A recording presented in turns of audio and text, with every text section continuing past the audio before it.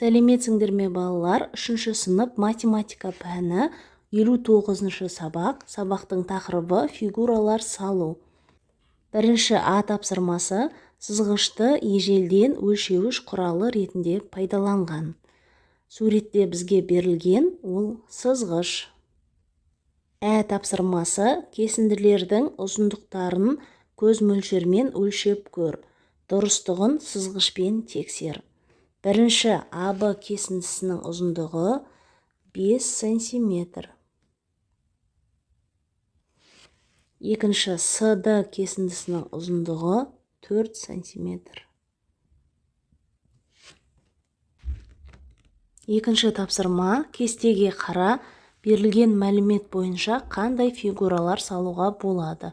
Аудандары бірдей, әртүрлі екі тік төртбұрышсыз.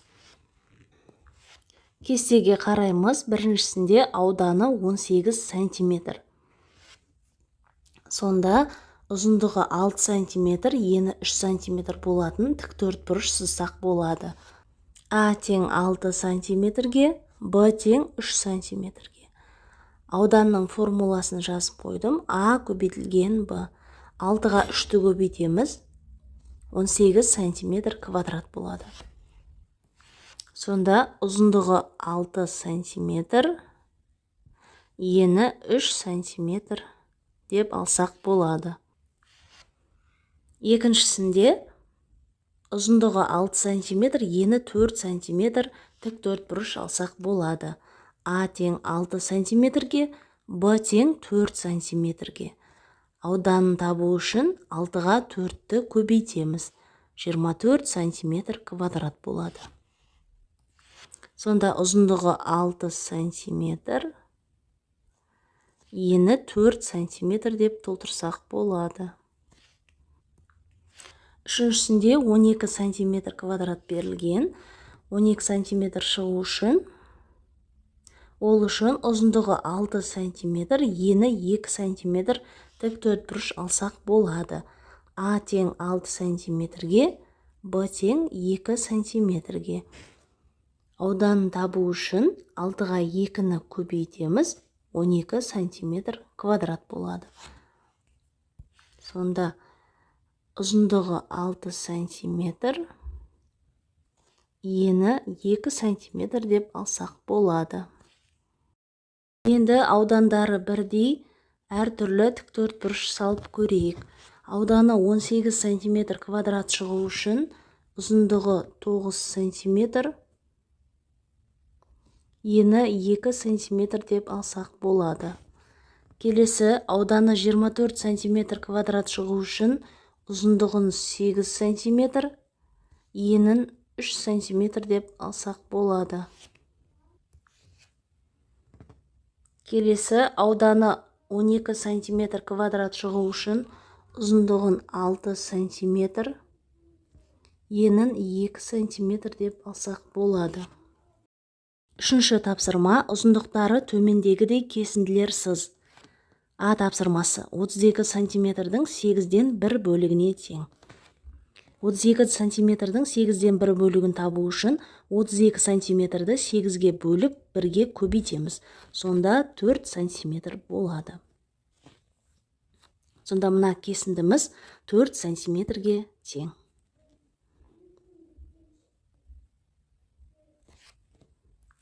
Ә есебінде 9 см-дің 3-тен 1 бөлігіне тең. Оны табу үшін 9 см-ді 3-ге бөліп 1-ге көбейтеміз. Сонда 3 см болады. Сонда мына кесіндіміз 3 см-ге тең.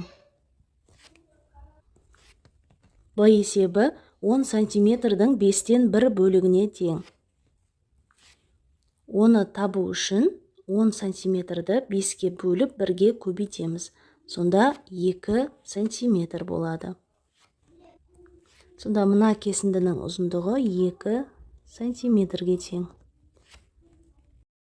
Төртінші тапсырма аудандары 16 см квадрат, 25 см квадрат және 9 см квадрат болатын шаршылар сал.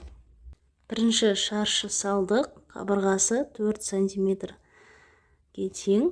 Сонда ауданын табу үшін 4-ке 4-ті көбейтеміз, 16 сантиметр квадрат. Сонда бірінші шаршының қабырғалары 4 сантиметрге тең. Екінші шаршы А тең 5 сантиметр деп алдық. Сонда 5-ке 5-ті көбейткенде 25 сантиметр квадрат болады. Демек, екінші шаршының қабырғасы 5 сантиметрге тең. Үшінші шаршы салдық. А тең 3 сантиметр деп алдық. Сонда 3-ке 3-ті көбейткенде 9 сантиметр квадрат болады.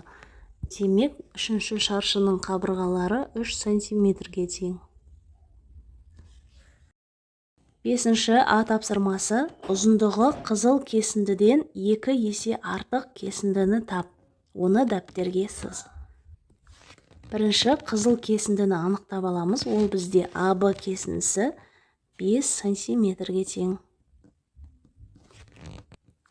2 есе артық десе, оны 2-ге көбейтеміз. Сонда 5-ті 2-ге көбейтсек 10 болады. Бізге 10 сантиметрлік кесіндіні табу керек. Ол бізде EFF кесіндісі 10 сантиметрге тең. Ә есебі қай кесіндінің ұзындығы көк кесіндінің жартысын құрайды. Оны дәптерге сыз. Бірінші көк кесіндіні анықтап аламыз. Ол бізде IG кесіндісі 8 сантиметрге тең. 8-дің жартысы 4 сантиметр болу керек. 4 сантиметр бізде сары кесінді, ол GH кесіндісі. Ол бізде 4 сантиметрге тең. Кесінділерді өздерің дәптерлеріңе сызып алсаңдар болады. 6-шы тапсырма. Көп бұрыштардың қабырғаларының ұзындығын өлше. Олардың периметрін тап. Біріншісінде қабырғаларын таптық, енді периметрін табамыз. П тең. Барлық қабырғаларын қосып шығамыз. 6 сантиметр. Қосу 3 сантиметр. Қосу 2 сантиметр. Қосу 2 сантиметр. Барлығын қоссақ, бізде 13 сантиметр болады. Екіншісінде бізде 6 бұрыш берілген, барлық қабырғалары 2 сантиметрге тең. Периметрін табамыз. Ол үшін 6-ға 2-ні көбейтеміз. Сонда 12 сантиметр болады. Үшінші көк түсті көп бұрыштың периметрін табамыз. Ол үшін барлық қабырғаларын қосып шығамыз. 3-ке 3-ті қосамыз. 3 сантиметр. Қосу 3 сантиметр. Қосу тағы да 3 сантиметр бар екен. 3 сантиметр. Қосу 2 сантиметр. 2 сантиметр. Қосу тағы да 2 сантиметр. Барлығын қоссақ 13 сантиметр болады. 7-ші тапсырма. Дәптердің ортасынан С нүктесін белгіле. Мәні С нүктесі. Циркульдің ұшын сол С нүктеге қойып, радиусы төмендегідей шеңберлер сыз. А. Радиусы 1 сантиметр. Радиусы 1 сантиметр. Аралық 1 сантиметрге тең.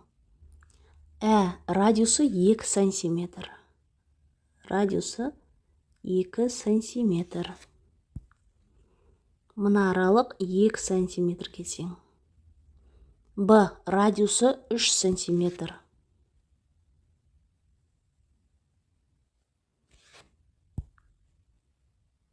Үш сантиметр. В. Радиусы 4 сантиметр.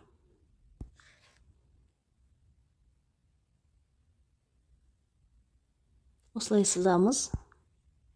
Мына радиус 4 сантиметрге тең.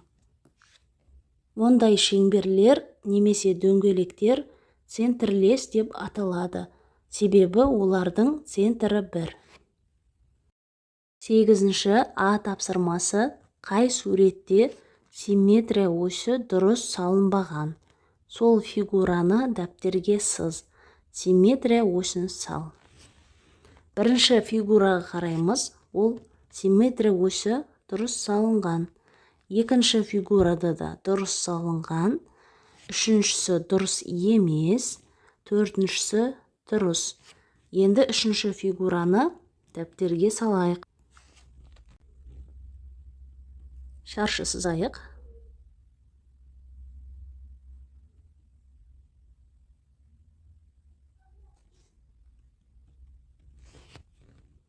Сызып алдық. Енді дәл ортасынан симметрия осін саламыз.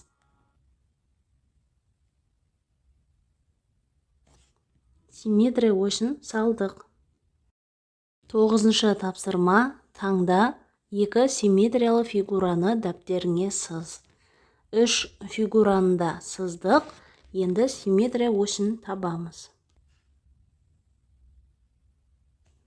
Симметрия осін жүргіздік.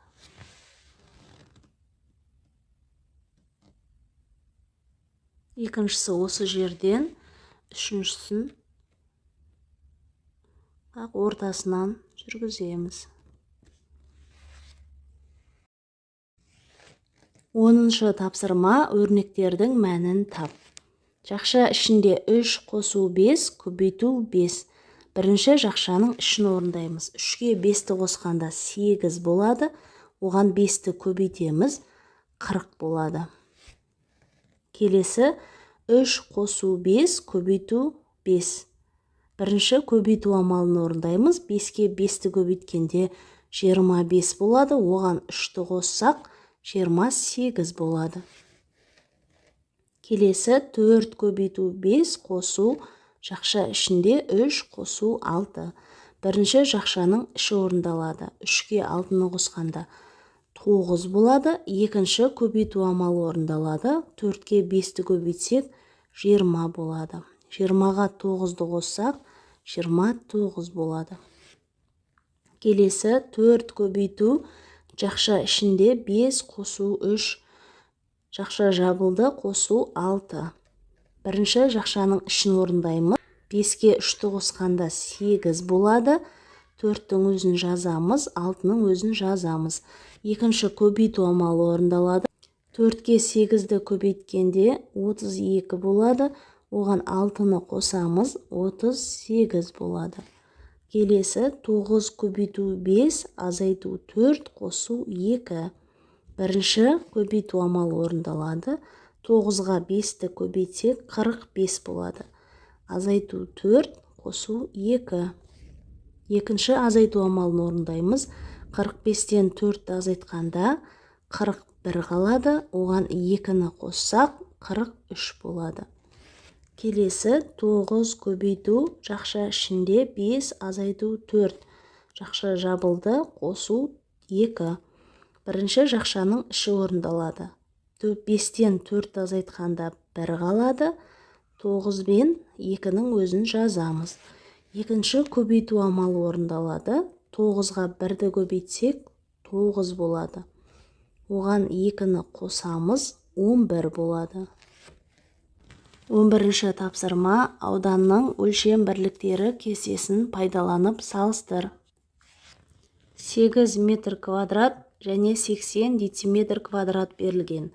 8 метр квадратта 800 дециметр квадрат бар. Сонда 800 дециметр квадрат артық. 3 дециметр квадрат 600 сантиметр квадрат.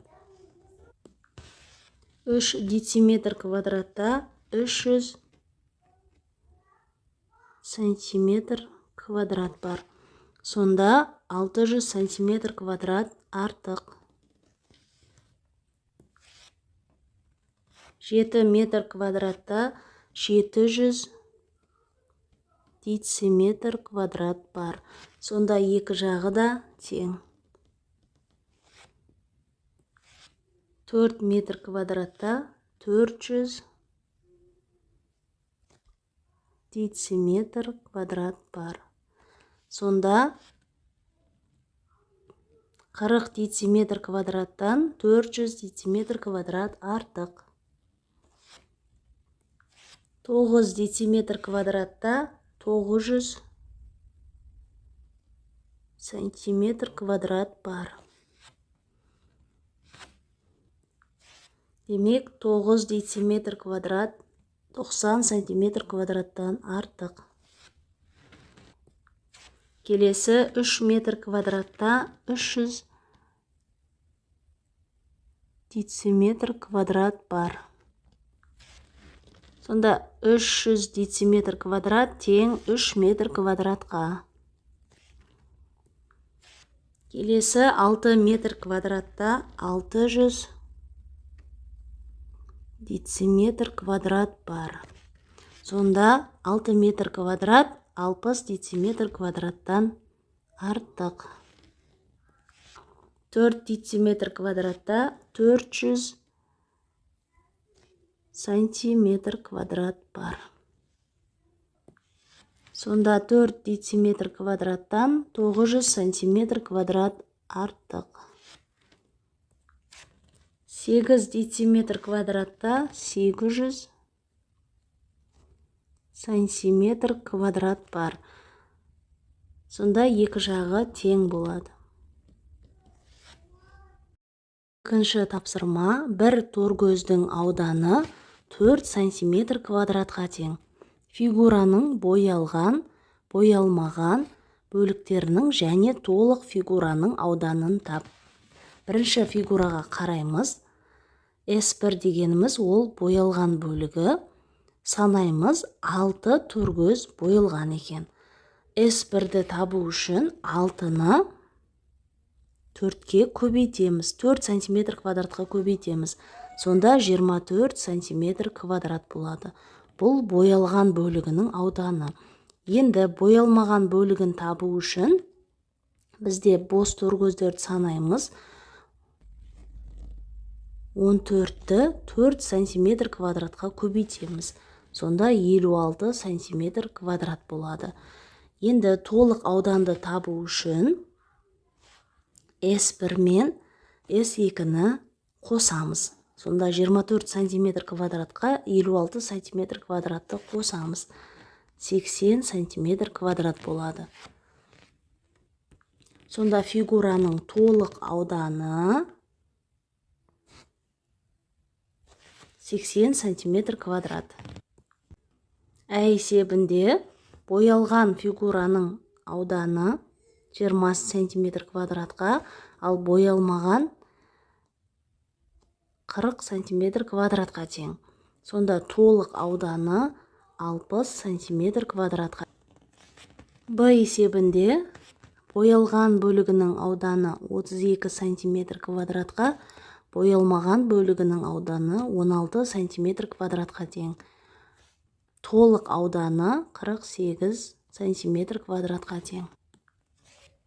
В есебінде боялған бөлігінің ауданы 32 сантиметр квадратқа, боялмаған бөлігінің ауданы 4 сантиметр квадратқа тең. Екеуін қосқанда толық ауданы 36 сантиметр квадратқа тең. Балалар, бүгінгі сабақ осымен аяқталды. Келесі сабақтарды көру үшін міндетті түрде каналға тіркеліп алыңыздар. Келесі сабақтарда кездескенше.